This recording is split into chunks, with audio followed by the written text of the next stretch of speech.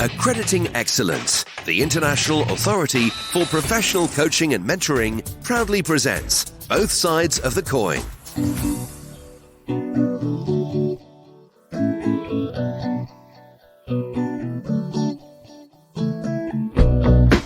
As Hollywood actor Denzel Washington has been quoted as saying, "I don't care what you do for a living. If you do it well, I'm sure there was someone cheering you on or showing you the way, a mentor."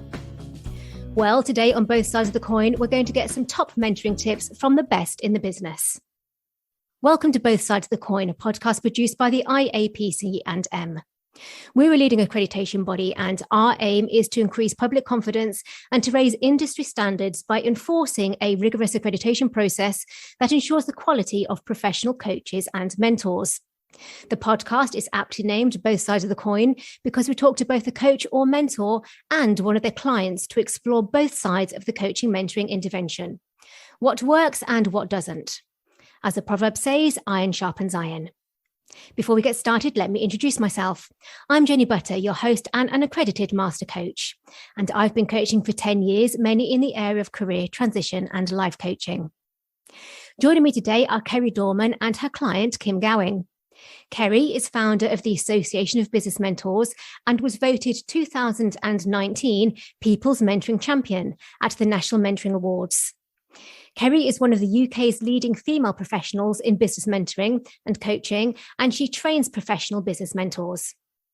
Kim Gowing is a Chief Change Officer of her own change management consulting firm, Exchange Consulting, and they focus on the people side of organisational change or disruption. Kim's also a professional mentor who trained under Kerrie, and as part of this, Kim mentored Kerrie for her case study work. Welcome, both of you. I'm going to start with Kerrie and flip over the coin, and then I'll speak to Kim. Kerrie, tell me about yourself. So I'm going to give you a nutshell of my career to date. I started off as a serial entrepreneur, and I literally gave lots of ideas a go. And some of my ideas completely failed, and some of them were a success. And I ended up selling 3 businesses. And on the back of that, I was invited to be a small business mentor on a government-funded scheme back in 2007. And I realized that whilst I was mentoring, that I had a lot of experience to draw upon to help and guide and support these new business owners, because it was an incubation program. And I just absolutely fell in love with the whole concept. But I also found that I was a little bit unsure as to what I was doing, because it's a very, very different skill starting your own business and managing it to sale than it is mentoring somebody else to be a success in their own right. So I looked around for some training, and I found that there was lots out there, but it was very high level and very theory based. And for me, mentoring is all about the practicalities of a relationship and being able to be what I call agile mentoring. So being able to adjust your manner and the way that you operate your mentoring practice to the person that you're mentoring. And so because that frustrated me, I then designed my own training in order to really learn from what I could get from my own training material, but also to share what I'd learned so far with other business mentors. And now that has morphed into providing training skills for mentors and mentees, not just for professional business mentors like Kim, but in larger organizations. I go in and train and upskill people who want to mentor their own within an organization or a firm. And so that's what I do now. I capitalize on training, and I absolutely love it. And I train a lot myself. So my learning has nowhere near completed. And I'm very lucky to have worked with David Clutterback and Bob Garvey, who helped me along my own learning journey in mentoring. And so that's me. Who was your first mentor, and how did they help you grow and develop into the professional that you are today? That's a great question, Jenny, and one that I'm very rarely asked, actually. I think really my very first mentor, especially in the world of business, was my father, because he was an entrepreneur himself. And he probably was my first mentor. But I've had quite a few. I'm a big believer, obviously, in practicing what I preach and having a few myself. It sounds to me that mentoring is a real growing area within businesses to help staff achieve, perform, do well.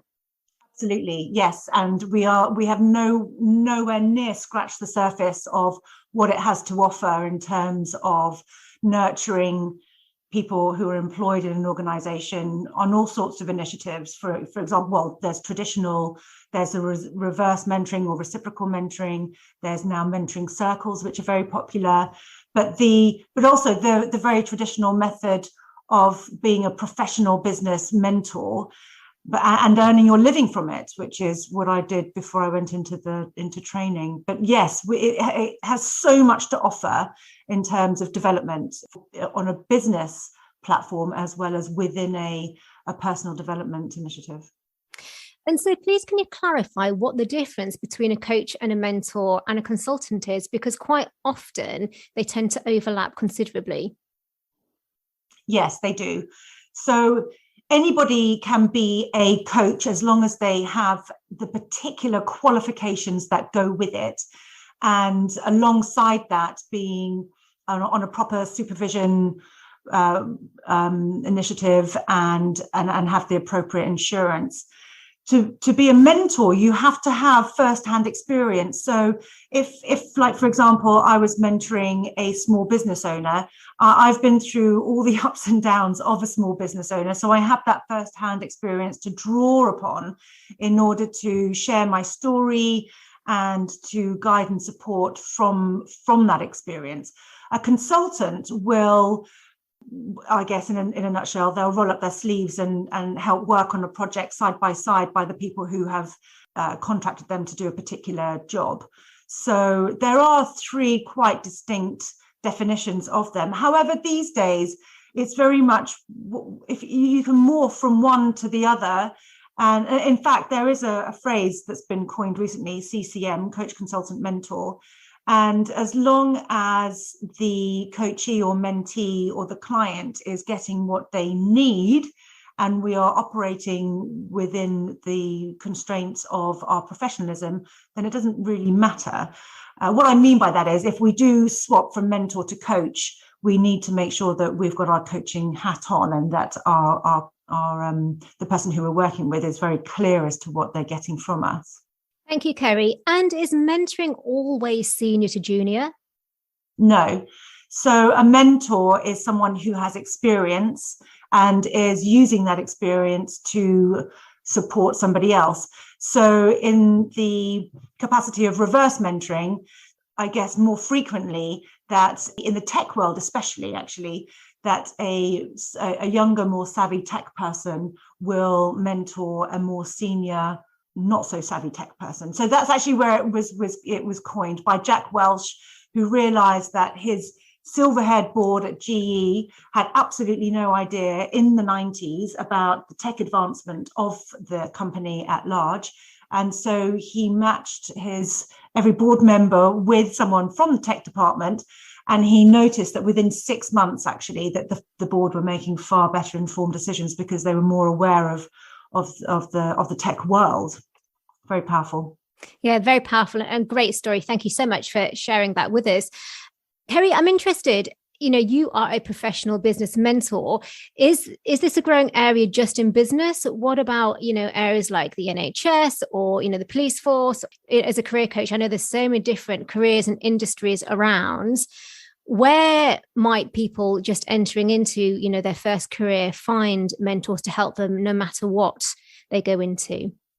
The NHS and the police, the two organisations that you've just mentioned, are now very much using mentoring as a form of support and personal development within someone's career and company pathway. And so I just hope that a lot of other organisations take on the mantle as well. And but if the company that you're starting to work for doesn't have a program in place, then there are other places for you to seek a mentor. And the Association of Business Mentors is one, and so is the IAPCNM. But just asking around with people in your network who you admire and who's kind of been there and done it before, anyone in like that is able to mentor as long as they're up for it. Kerrie, so you train professional business mentors, yet there must be a huge variety of characters as mentees. What top tips do you have for mentors on this journey? To be agile and to make sure that they explore with their mentee to a point where they completely understand what sort of person that the mentee is, and how to adapt their manner, tone, and approach in order to support that person to the fullest. So let's say for example, an extrovert is mentoring an introvert. The mentor has to be very aware of how they come across and how they need to be agile in order to really get the best out of their mentee. Thank you. And what are the top tips have you got for mentors? To be self-aware and reflect at all times. Literally, sometimes it takes it to happen on a daily basis, and to really think about each and every session that you have, to have a reflection partner, and also to make sure that you are continuing to deliver value to your sessions. And my toppest tip on that note is to, at the end of each session that you have with a mentee, is to ask them, what can we do in order to make our next session more valuable than this one? And I can't take credit for that because I've borrowed it off Professor Jonathan Passmore at Henley, but he gave that to the ABM on a seminar about 5 years ago, and I use it all the time, and it's the most effective way to make sure that you are still, as a mentor, delivering value. And how important do you think it is for mentors to be accredited? I think it's really important because there's such a grey area about what mentoring actually is. And I was definitely someone who didn't really get my own clarification as to what it was until I started working with Professor David Clutterbuck. In order to have that clarification and to make sure that people feel rest assured that they are in the safest hands possible, accreditation is the only way forward. Thank you. And Kerrie, please could you share a great case study example with us of how mentoring has really helped somebody achieve success? Yes, I've got a recent brilliant case study actually that's just come through, and it is about an internal organizational mentoring scheme, and the company that mentor and mentee were working for were acquired by a much larger company, and the mentee then had to work underneath a new manager and with a new team. And she'd been a bright spark in her previous company, and she was on a brilliant career trajectory, and just felt that the acquisition had set her right back. And as a result, she was clashing with her new manager. She wasn't gelling with her team. She was really unhappy. She wasn't being effective in her workplace. And so she sought a mentor from the previous company who actually had been made redundant, but that they were still in touch. And the mentor just very slowly picked apart what was actually going wrong, and found, after some massive reflection and some delving into behavior, that because of the resentment that the mentee was feeling, she was actually coming across as being very abrasive. And she had this massive light bulb moment that realizing that it was her that was the problem. She was the catalyst for the clashing that was going on. And so her mentor actually organized for her through role play to instigate a meeting with her new manager, and how that was going to pan out. And they went over it and over it. And when that meeting actually happened, it broke down a whole load of barriers. And now the team is cohesive. She's back on her previous trajectory. She's really happy, and so is everybody else. And I love that story, because without that mentoring, she would never really have got to the light bulb moment that made all the difference in the world. How excellent and exciting. Thank you very much for sharing that. And I've just got actually one more question for you. When matching mentors with mentees, how important is it to have a similar cultural background? Or I'm just thinking about diversity and whether, you see a lack of mentors in certain groups. Good question. I think that fact is that every single mentoring requirement is unique. And so it really depends on where the mentee is and what they want to get from their mentor and from their current situation. It may be that a more diverse match is exactly what's needed, or it may be the opposite. Every single pairing and matching is completely unique. And so whoever is doing the matching needs to really make sure that they understand what the remit is for the mentee. And if there isn't a third person making the match, then the mentor needs to be responsible for that. And if they feel that it's not really in their remit, then they need to signpost to a fellow mentor. And that is a prime responsibility of a professional business mentor. Thank you so much, Kerrie. I'm going to flip over the coin now and speak to your client, Kim. Kim, tell us about yourself. Hi, thanks, Jenny, for having me. So I'm Canadian, and I moved to the UK 10 years ago and spent most of my career in financial services. And then in the last 6 years, moved into more of an IT tech role. I would say that one of my primary responsibilities as a leader, though, over the years has been a strong focus on the development of my people. So it's not so much what they do, because they get paid to do that, but I've always had a huge emphasis placed on how they do what they do. So I spent a lot of time informally coaching and mentoring them, working on their personal development. And my philosophy was always, I wanted to ensure that anyone who came to work with me was always stronger, more capable, more confident when they left me than when they joined my organization. And then more recently, 18 months ago, I came out of the corporate world and have started my own consulting firm. So now I'm focused on a different type of a remit, which has been an interesting transition. And I would just say that it was over that period of time when I took some time to figure out what I wanted to do. One of the things I knew I was going to miss from not being in the corporate world was that development of people. And as a result, I decided to get more actively involved in a more structured way in mentoring. And hence, that's what led me to Kerrie. And since I've connected with Kerrie, I now have, I think I've got 7 different mentees, and it's a mix of business mentoring, as well as just personal individual development of people through a Women in Technology mentoring forum. So that's me in a nutshell. Thank you. Why did you choose Kerrie to be the person that trained you? I think because of, we came across each other on LinkedIn, and I think her credentials spoke for themselves.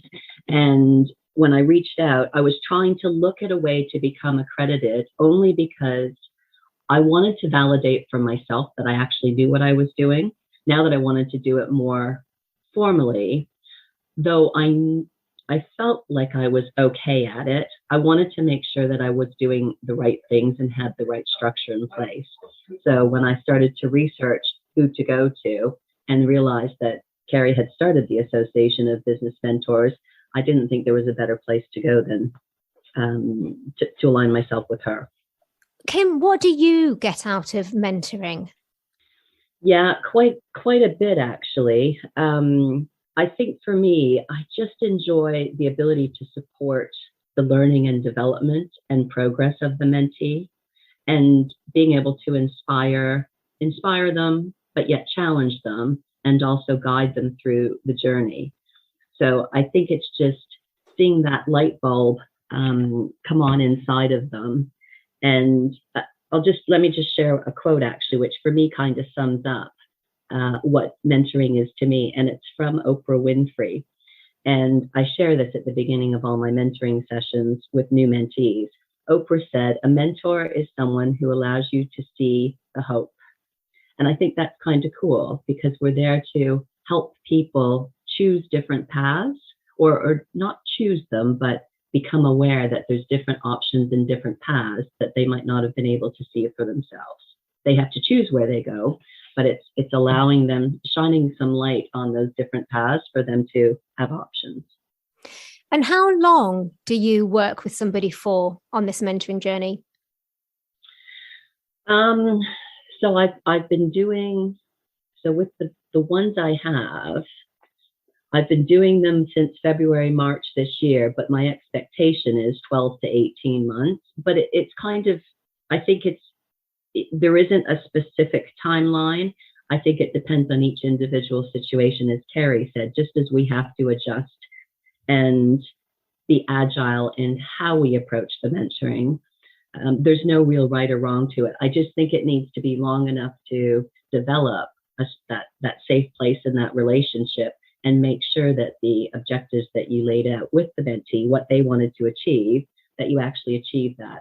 I will say though that, and this is one of the things that I discussed with Kerrie when we just did the retraining, I was a little worried because at the beginning of each mentoring assignment, if you will, we talk about what are the rules of engagement or the ground rules? What does the mentee want to get out of it? And though we always start with this great plan, it doesn't take very long for us to move away from that plan. And I started to feel like, maybe I'm not being disciplined enough and keeping us on point. And Kerrie's comment was, no, you still have to be agile and go with it. And so long as, and I'll reinforce again what she said, because I say this at every session as well, at the end of every session, as long as we're confirming, what value they got out of it, and is there anything that we can do together to make the next session more valuable? As long as we're asking that, then we'll keep going. But I think there'll come a natural end date where both sides will kind of just know that it feels right. We've achieved what we need to. And again, in a conversation with Kerrie recently on this, I had asked if how she looks at the end of a mentoring relationship, because relationships are really important to me. And on one hand, you almost feel sad that it's coming to an end. But Kerrie said to celebrate the end of it because it means you've achieved what you set out to achieve, and the mentee is now in a place where they're more than capable of continuing on their own. So you've done what you need to do, and it's a really good place to be. That's a great way to think about it. What has been your biggest challenge to date as a mentor? It's interesting because as a mentor, though a mentor-mentee relationship isn't about superior, it's not two levels. It is about a match of equals. And I'm very clear with that whenever we get into any mentoring relationship. Yes, my experience will come to light, and I'll draw from that in the mentoring relationship. But my experience isn't to intimidate them or cause them to feel uncomfortable being open and sharing with me. And I think because a mentoring relationship is about a relationship, and it's about creating a safe space for both people, mentor and mentee. And I think where I've struggled, not often, but it's where I don't necessarily, I don't feel the connection with the mentee for whatever reason. After several sessions, I just don't feel connected to them.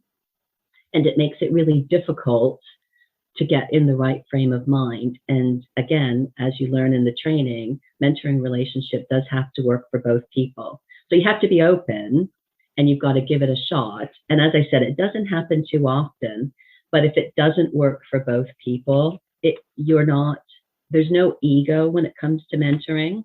So it is about being self-aware and reflective. So if it's not working for one or the other party, you do have an obligation to have that conversation and potentially step away. And that's probably been one of the few challenges that I've faced. Thank you so much for sharing that with us. And what top tip has stayed with you from your training that you can share with us today? There's been a couple of them, but Kerrie has some great exercises that she shared with us. One that I really like is called the door frame, which I use every single time I start a mentoring session. And the door frame exercise just talks about, as you come into where you're having your call, you walk through a door. And when you come through that door frame, is there anything that you need to leave outside the door that clears your mind to be present in the moment for that conversation? And by asking that up front, it really does make people think and step back. And the number of times I've had someone say, yeah, actually, I just got off a really bad call, or, you know, my husband was grumpy with me this morning. So I think that door frame exercise is really important to make sure, both as the mentor and the mentee, you're in the right frame of mind to have the conversation. And the one other thing, if I could add one other, it was a comment that was made in the training, which I won't forget. And it's about, we have to be committed to the success of our mentee, yet not be attached or invested in it, because what they do with what we share with them, that's down to them. So we can give them all this guidance and insight and share our learnings with them, but it's down to them to choose what they do with that. So, and that's something that I really have to keep focused on, because sometimes you just want to shake them almost and say, okay, let's just get on with it. But we can't do that. We're there to just guide them, but they own the outcomes. What a great place to end the discussion. Thank you so much, Kim, and thank you so much, Kerrie. If you're interested in becoming a professional mentor, then you can contact Kerrie at sinclairDorman.com. We're confident that anyone who attains an international authority for professional coaching and mentoring accreditation will be among the very best that the profession has to offer. So if you're someone who's interested in having some coaching or mentoring and want to find an accredited coach, mentor, or training provider, or if you're a professional who's interested in becoming accredited, then please go to our website, coach-accreditation.services. And finally, if there's a topic that you would like me to cover on future episodes of Both Sides of the Coin, then I would love to hear from you. My email, jenny.podcast@coach-accreditation.services. Bye for now.